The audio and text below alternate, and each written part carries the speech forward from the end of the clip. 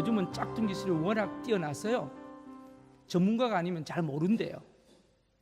그런데 어떤 분이 가르쳐 주더라고요. 명품과 짝퉁을 구별하는, 간단히 구별하는 법을 가르쳐 주셨어요. 먼저 그 사람이 들고 있는 핸드백이 명품인지 짝퉁인지 알려면 갑자기 비가 내리는 날 자세히 살펴보면 안 돼요. 비가 내리는데 그 가방을 가지고 머리 받치는 사람, 그거는 다 짝퉁이랍니다. 그 가방이 딱 이렇게 들면 머리. 그런데 비 맞을까 봐 가슴에 품고 이렇게 뛰는 사람, 그거는 명품이랍니다. 또 하나는요, 우리 교회 나올 때 여자 교인들의 핸드백이 명품인지 짝퉁인지 아는 방법이 있대요. 어떻게 하는지 아세요? 그분 이야기에 의하면 연애할 때 애인이 사준 핸드백은 99%가 명품이랍니다. 연애할 때. 중요하죠? 그런데 결혼해서 남편이 사주는 거는 거의 90%가 짝퉁이랍니다. 그건 저는 잘 모르겠어요. 저는 그렇게 안 했는데. 그런데요, 여러분들, 새벽 예배 때 여자 교인들이 어떤 가방을 가지고 나오냐 하면 짝퉁을 가지고 나오고, 주일 낮 예배 때 들고 나오는 가방은 그게 명품이랍니다.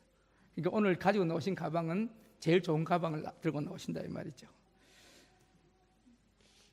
이게 뭐 웃기자고 하는 이야기인데 일리도 있는 이야기인 것 같습니다. 물건에만 짝퉁과 명품이 있는 게 아니고 우리 신앙에도 짝퉁과 명품이 있는 것 같아요. 오늘 우리 교회 추수감사를 지켜줍니다. 오늘 많은 성도들이 그리스도인들이라고 하는데 짝퉁은 아닌지, 정말 명품인지 한번 체크할 필요도 있다고 생각합니다. 독일계 스위스인이죠. 시인이고 소설가였고 화가로 활약했던 이 헤르만 헤세라는 사람이 이런 말을 했습니다. 행복은 대상이 아니라 재능이다. 이 말의 뜻은요, 사람들은 흔히 좋은 조건이 다가오면 대상이 자기를 행복하게 해준다고 생각합니다. 그런데 그게 아니라는 거예요. 그것보다 더 중요한 것은 환경이나 조건이 아니고 어떤 어려운 난관 속에서도 그 속에서 행복을 선택할 수 있는 능력, 그것을 헤르만 헤세는 재능이라고 표현했습니다. 우리들 마음 한 구석에서는 도저히 감수할 수 없는 어려운 일들 때문에 고통당하는 일들도 있습니다. 오늘 이 아침에도 마음에 깊은 고통을 가지고 나온 분들이 계실 거예요.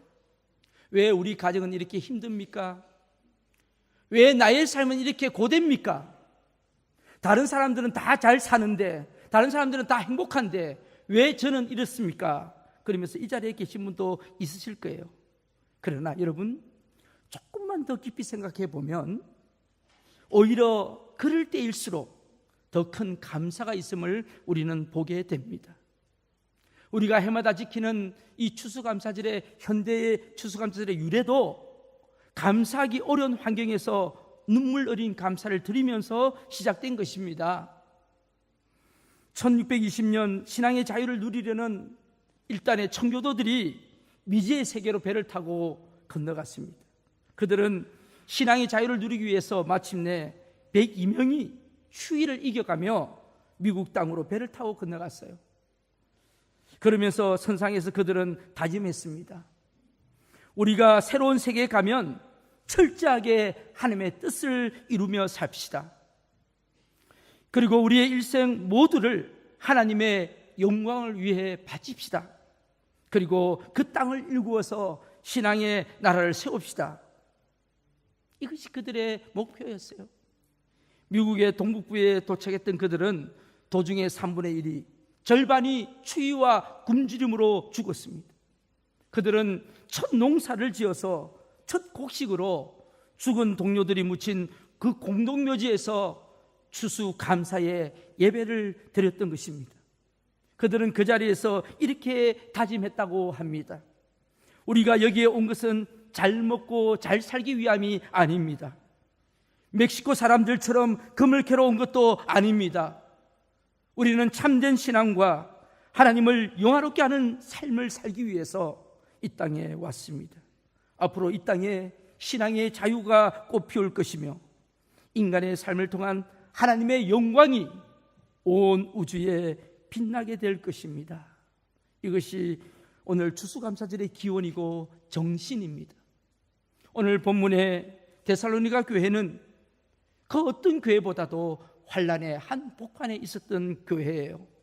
그래서 이 편지에는 환란이나 고난이라는 단어가 유난히 자주 등장하고 있습니다. 여러분, 오늘 1장 6절에 한번 볼까요? 1장 6절에 한번 우리 같이 한번 읽겠습니다. 데살로니가전서 1장 6절. 여러분, 성경 두 장만 앞으로 펴면 되니까 말씀이 안 뜨나요? 네, 우리 성경으로 같이 한번 읽겠습니다. 또 너희는 많은 환난 가운데서 성령의 기쁨으로 말씀을 받아 우리와 주를 본받은 자가 되었으니. 그죠? 그 다음에 또 2장 14절에 한번 볼까요? 2장 14절에 우리 같이 한번 읽겠습니다. 형제들아, 너희가 그리스도 예수 안에서 유대에 있는 하나님의 교회들을 본받은 자가 되었으니 그들이 유대인들에게 고난을 받은 것 같이 너희도 너희 동족에게서 동일한 고난을 받았느니라. 동일한 고난을 받았느니라. 3장 7절 말씀입니다. 우리 같이 한번 읽어볼까요? 3장 7절. 이러므로 형제들아, 우리가 모든 궁핍과 환난 가운데서 너희 믿음으로 말미암아 너희에게 위로를 받았노라. 우리는 이 구절들을 통해서 당시 데살로니가 교회가 당하고 있는 어려움이 어느 정도였는지를 짐작할 수가 있습니다. 그럼에도 불구하고 바울은 그들에게 편지를 쓰면서 말합니다. 여러분, 범사에 감사하십시오. 오늘 여러분이 처한 고난의 환경 속에서도, 이 역경의 환경 가운데서도 감사하십시오. 이렇게 말합니다. 그것이 가능합니까? 여러분, 이것이 어떻게 가능합니까? 내 사정, 내 형편이 도무지 감사할 수 없는 처지에서 감사하는 그 자체가 얼마나 어렵습니까? 더군다나 여기에 범사에라는 말이 나옵니다. 이 범사라는 말은 어떤 형편에 있든지 어떤 일을 당하든지 무조건 감사라는 것입니다. 여러분, 이게 가능할까요? 젊은 나이에 암으로 죽어가는 남편을 쳐다보는 아내가 과연 감사할 수 있을까요? 오랜 지병을 가지고 하나님 앞에 아무리 기도하고 부르짖어도 고쳐주지 아니하시고 오히려 병은 더 깊어가는 자신을 보면서 과연 그 입에서 감사가 나올 수 있을까요? 평생 무거운 십자가를 짊어지고 살아야 될 어린 장애의 자녀를 가진 그 씨름하는 부모가 그 자녀로 인하여 과연 감사가 나올 수 있을까요? 이력서를 몇 통 써가지고 계속 다니며 취직해보려고 하지만 가는 곳마다 회사에서 면접 한번 보지 못하고 서류 면접에서 그냥 떨어지며 연거부 퇴짜를 맞는 그 젊은이 입에서 과연 감사라는 말이 나올 수 있을까요? 인간적으로 말하면 이 말씀은 현실성이 없는 말씀입니다. 이상론입니다. 그러나 분명한 사실은 이 말씀은 그대로 절대로 그냥 넘어갈 수 없다는 것입니다. 왜냐하면 하나님께서 주신 말씀이기 때문입니다. 여기서 우리가 분명히 깨달아야 할 두 가지가 있습니다. 하나는 우리 아버지 되신 하나님이 범사에 감사라고 명령하고 계시기 때문입니다. 여러분, 이것을 아셔야 돼요. 하나님의 말씀과 명령은 분명하십니다. 인정하십니까? 그래서 오늘 본문같이 이렇게 드러내놓고 명령적으로 말씀하시는 것에 대해서는 좀 부담이 되는 것은 사실입니다. 그런데 여러분, 여기에 대한 우리 생각을 바꿔야 합니다. 저는 요즘 말씀을 보면서 생각이 바뀌어져요. 어떤 게 느껴지냐 하면, 제가 전문주에도 말씀드렸잖아요. 걷지도 못하는 애에게 뛰어라고 하면 그 책임은, 그 문제는 누구에게 있는 거예요? 네, 부모에게 있는 거예요. 애가 걷지도 못하는데 뛰라고 하면 그건 부모가 문제가 있는 거죠. 그런데요, 애가 잘 걸어요, 잘 뛰어요. 그런 애에게 뛰어라 그러는 것은, 뛰지 못하면 그거는 누구에게 문제가 있는 거예요? 네, 자녀에게 문제가 있는 거예요. 오늘 하나님은 우리에게 항상 기뻐하라, 쉬지 말고 기도하라, 범사에 감사하라, 우리에게 명령하십니다. 다시 바꿔서 말씀드리면 우리가 그것을 할 수 있기 때문에 하나님은 우리에게 하라고 명령하시는 줄로 믿습니다. 우리가 그만할 수 있는 능력이 있기 때문에.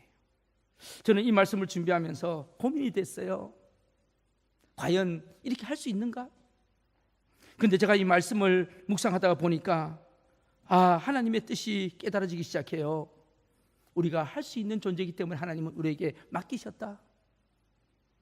우리 힘으로는 되지 않지만 하나님의 은혜로 할 수 있기 때문에 하나님 우리에게 이런 은혜를 베풀어 주신 줄로 믿습니다. 여기 나오는 항상 기뻐하라고 하는 이 기뻐하라는 헬라어는 카이로라는 말이에요. 카이로. 무슨 뜻입니까? 바로 자긍심이다, 당당함이라는 뜻이에요. 그러니까 우리가 항상 기뻐하라는 말은 무슨 말입니까?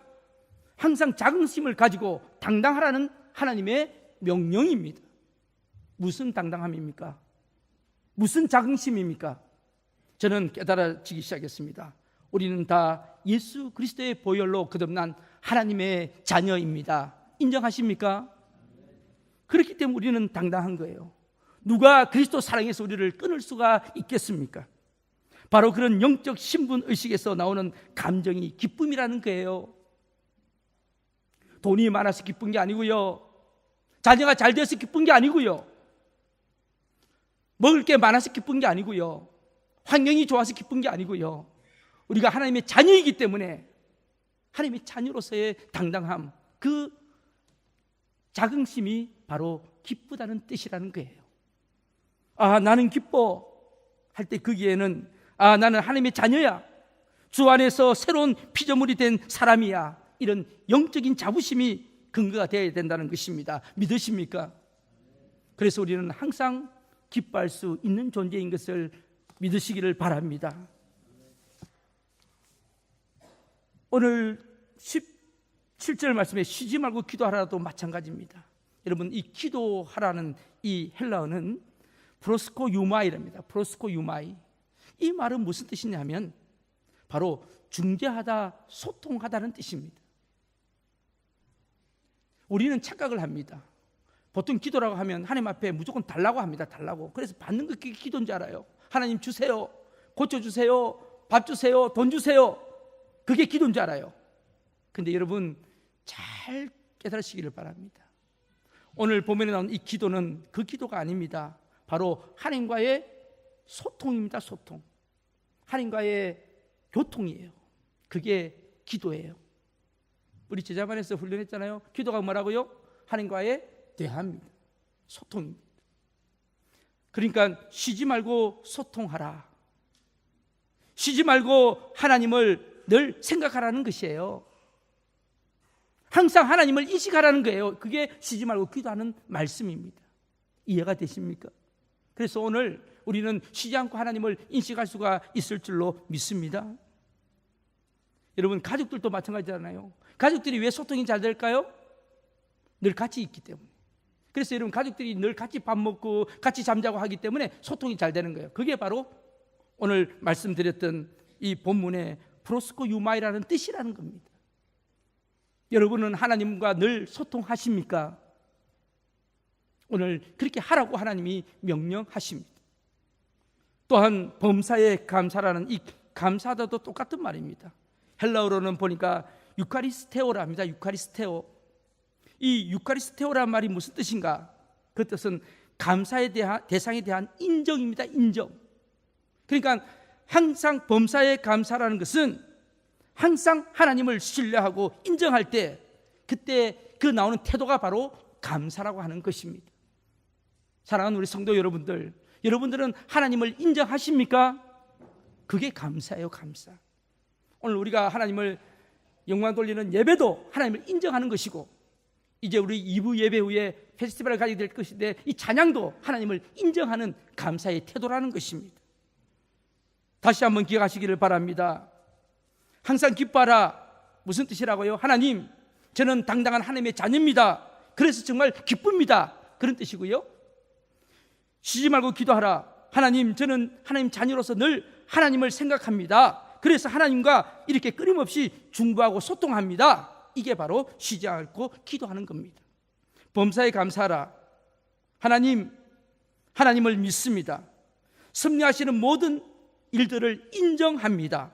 그래서 늘 안심이 됩니다. 그 뜻이 범사에 감사라는 뜻입니다. 자, 여러분 항상 기뻐할 수 있겠습니까? 기뻐할 수 있겠습니까? 하나님의 자녀인 것을 인정하십니까? 그러면 기뻐할 수 있습니다. 여러분 항상 하나님을 인식할 수 있겠습니까? 하나님을 생각할 수 있겠습니까? 그러면 하나님과 기도하고 있는 겁니다. 여러분 하나님을 인정할 수 있겠습니까? 생사화복을 주관하시는 하나님이심을 인정하십니까? 그러면 우리는 항상 감사할 수가 있는 것입니다. 사탄 나라에 불경기가 찾아왔어요. 아마 IMF가 터진 모양이에요. 사업을 다 정리합니다. 사탄들이 그동안 사람들을 공격하기 위해서 사용했던 무기들을 모아서 경매에 붙이기로 하자 많은 사람들이 몰려왔습니다. 사탄은 사람들의 마음을 미혹하고 넘어지게 하며 악하게 하고 타락시켰던 모든 무기들을 다 진열을 다 해놨어요. 거기 무기들을 봤더니 시기심, 고집, 욕심, 보복심, 미움, 교만, 혈기, 열등의식, 이런 실로 종류가 다양했어요. 무기들이 놓여있는 맨 끝에 아주 비싼 가격에 나와 있는 잘 포장된 도구가 하나 있었습니다. 너무나 가격이 높게 책정되어 있기 때문에 감히 손이 안 갈 정도로 비싼 물건이었어요. 사람들이 궁금해서 사탄에게 묻습니다. 야, 저거는 뭔데 저렇게 가격이 높게 책정되어 있고 비싸냐? 도대체 저게 뭐냐? 그랬더니 사탄이 다 설명을 합니다. 아, 이것은 실망이라는 무기다. 실망. 얼마나 위력이 있었던지 이 사탄이 설명하기를 시작합니다. 대단히 훌륭한 일을 하던 사람도 이 실망으로 공격하면 일을 멈추더라는 거예요. 교회에서 가져와가지고 보니까 교사들한테 딱 실망을 줬더니 그냥 그 자리로 교사 안 하더라는 거예요.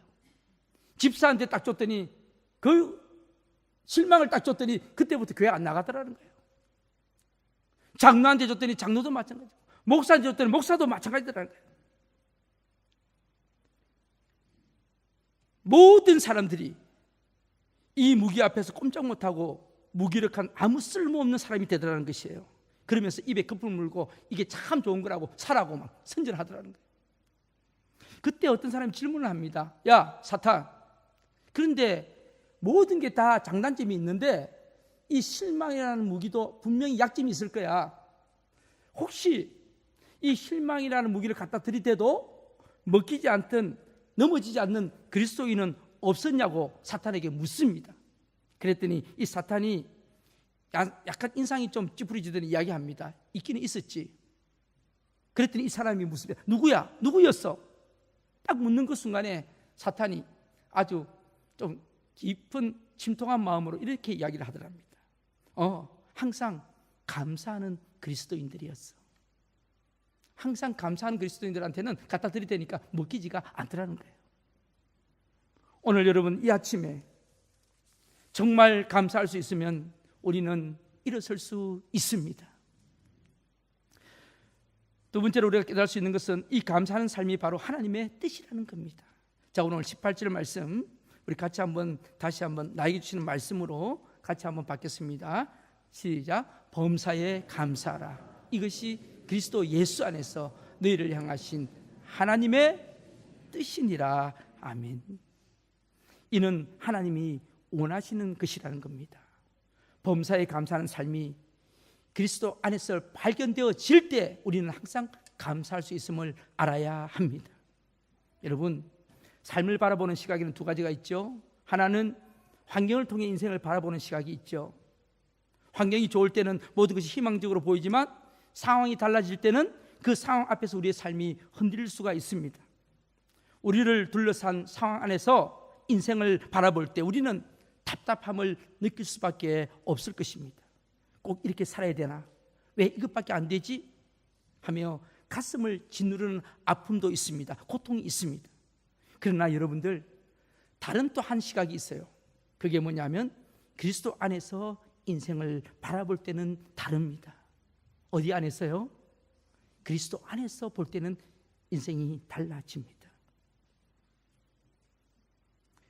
한때 내 것으로 가득 차 있었고 내 노력, 내 의지로 가득 차 있던 예수 그리스도를 바라볼 수 없었던 바울이라는 청년은 담의 독상에서 내 운명의 구원자가 되시는 예수님을 만나게 됩니다. 거기서 그는 주님 앞에 거꾸로집니다. 그리고 이제까지 자신이 쏟았던 모든 것이 예수 그리스도를 만난 그 순간부터 다른 모든 것이 쓰레기처럼 여겨지기 시작합니다.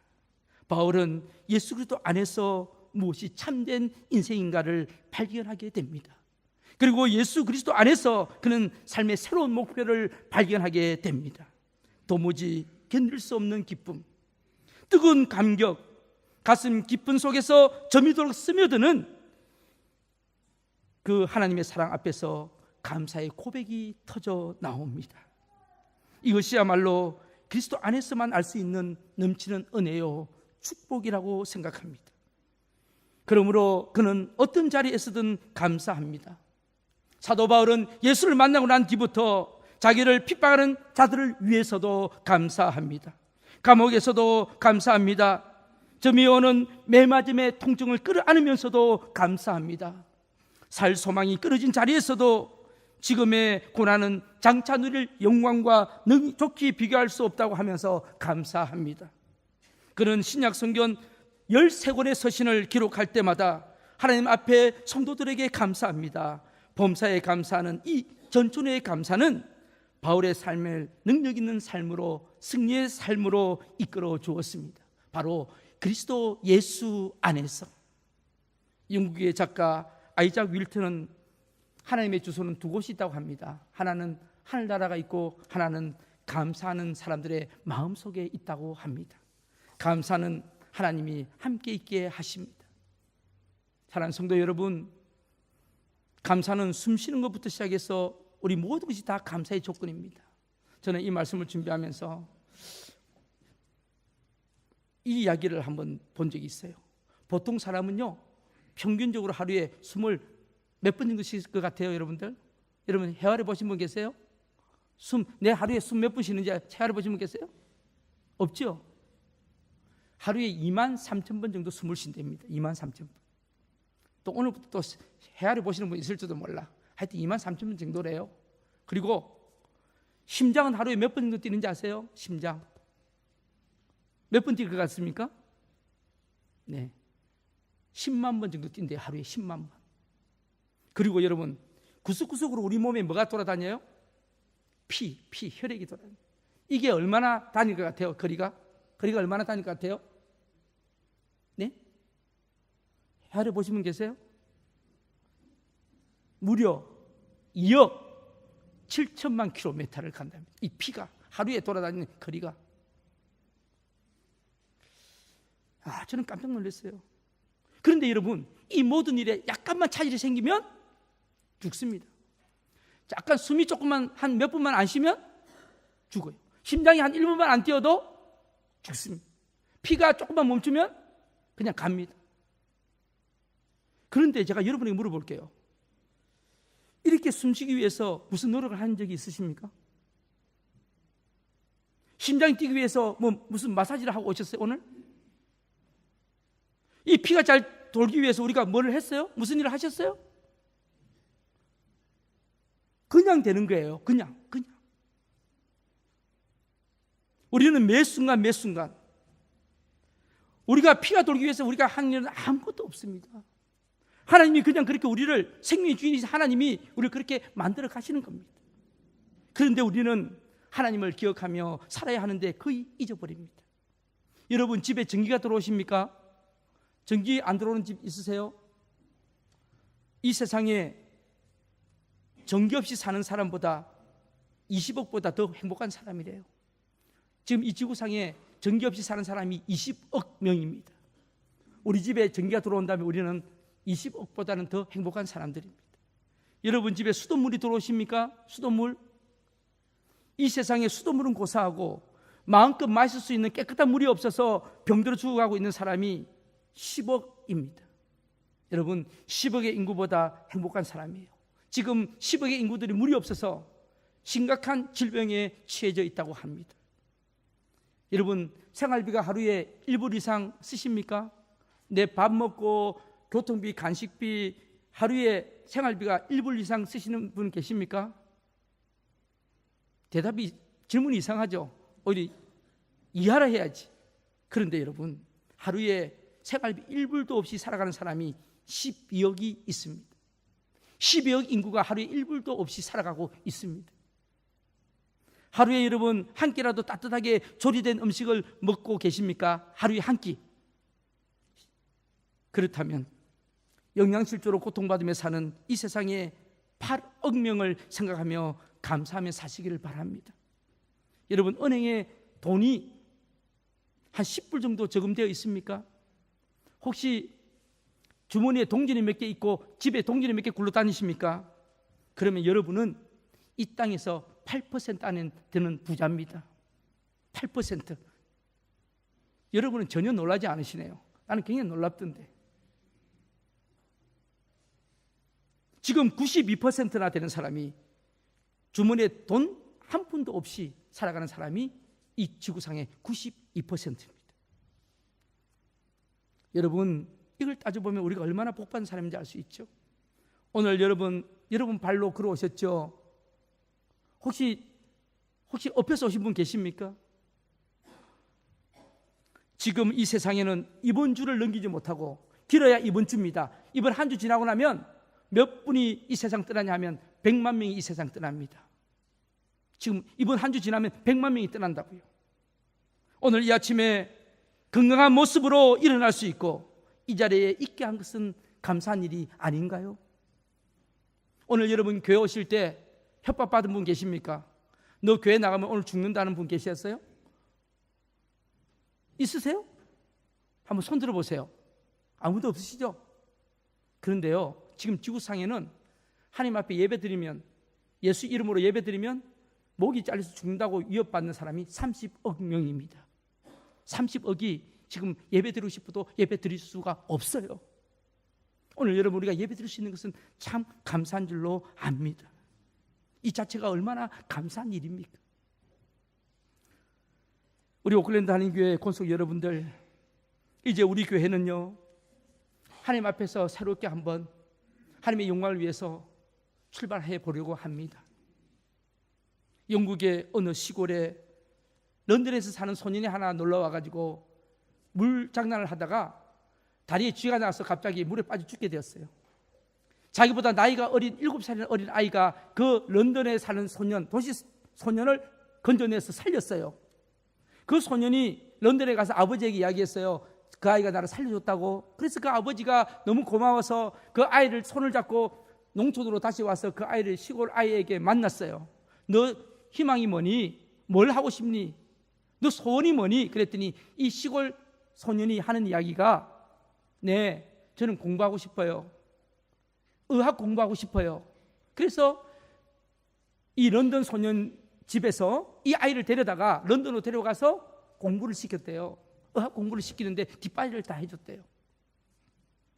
이 아이가 공부를 시작했는데 이 시골 아이가 1928년에 이 아이가 페니실린을 발견하게 되었습니다. 이 페니실린은 발견으로 의학계에 획기적인 치료가 이루어지게 되었던 것이죠. 이 발견으로 이 아이는 노벨 의학상을 받게 됩니다. 바로 그 아이의 이름이 플레밍입니다. 플레밍. 그런데요, 이 런던의 그 소년도 자라서 훌륭한 사람이 됩니다.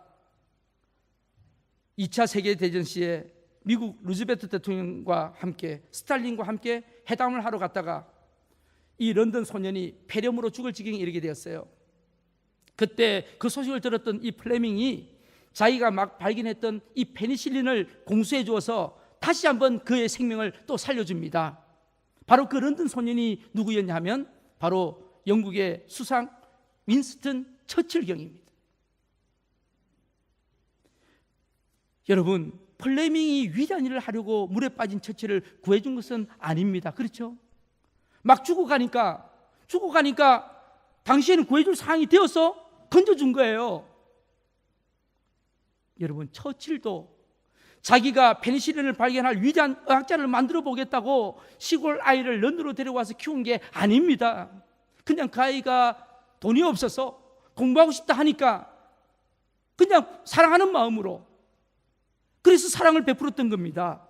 그런데 그 아이가 커서 페니실린을 발견한 위대한 의학자가 된 거예요. 저는 이 기사를 보면서요, 깨달은 것은 그들은 주어진 환경에서 작은 일이지만 감사했고 감사함으로 자신의 삶에 충실하게 살다 보니까 영국을 구한 처칠이 나왔고, 자기의 생명을 2번이나 구해준 플레밍이 나왔고, 나아가서는 온 인류에게 엄청난 공헌을 하게 되는 역사가 일어나게 된 것입니다. 사랑하는 성도 여러분, 뭔가 대단한 것을 계획해서 기적이 일어나는 것은 아닙니다. 겸손하게 자기의 상황에서 최선을 다하며 열심히 감사하며 하나님 앞에 영광 돌릴 때에 우리에게는 기적이 일어나게 될 줄로 믿습니다. 저는 우리 오클랜드 한인교회가 그 일을 하고 싶었어요. 그 일을 하고 싶었어요. 우리 오클랜드 한인교회가 이곳에 세워주신 하나님의 목적이 있을 거 아니에요. 이 지역에서 우리가 할 수 있는 게 뭐가 있을까요? 소박한 하나님에 대한 꿈이 있기를 바랍니다. 저는 우리 성도들에게 이런 꿈을 심어주고 싶습니다. 우리 자녀들에게 이런 꿈을 심어주고 싶어요.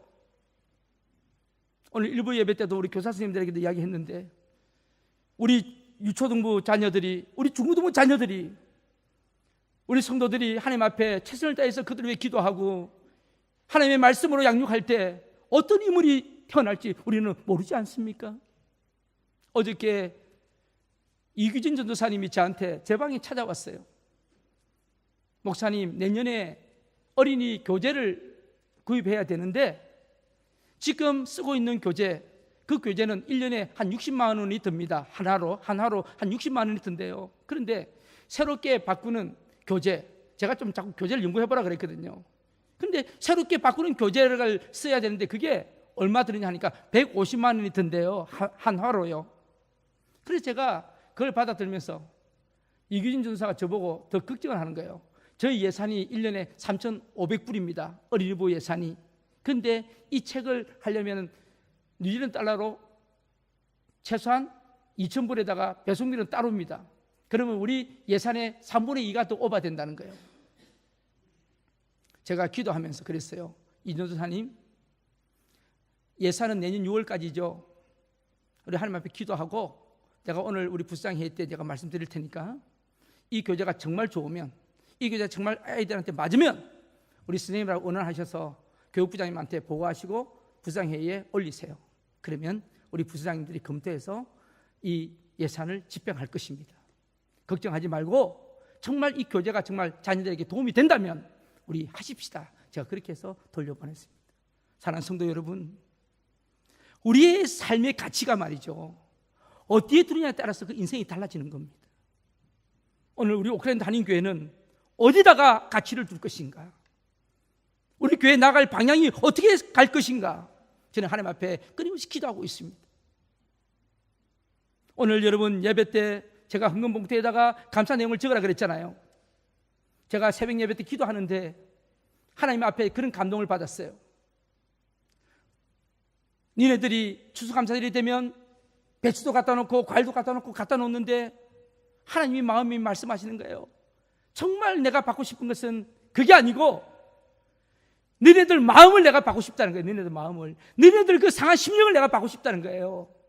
그 마음이 저한테 쩔어오는데 제가 그래서 하나님 그렇게 할게요. 그래서 제가 여러분에게 저번 주에 부탁드린 겁니다. 하나님께서 나에게 주셨던 감사의 제목을 한번 적어보시라고. 하나님께서 나에게 주셨던, 우리 가정에 주셨던 그 감사의 내용들을 한번 적어보시라고. 그리고 오늘은 우리가 하나님 앞에 그걸 예물로 드리겠다고, 우리 마음의 감사의 제목을 하나님 앞에 예물로 드리겠다고 제가 하나님 앞에 약속하고 오늘 이 자리를 마련한 것입니다. 이해가 되십니까 여러분들? 오늘 여러분 하나님 앞에 정말 감사할 수 있는 은혜가 있었으면 좋겠어요.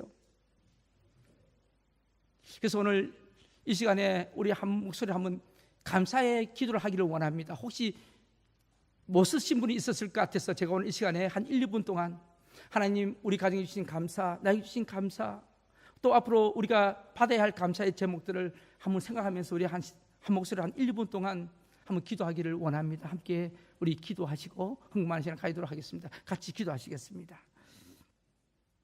아버지 하나님 감사합니다. 주님 감사합니다.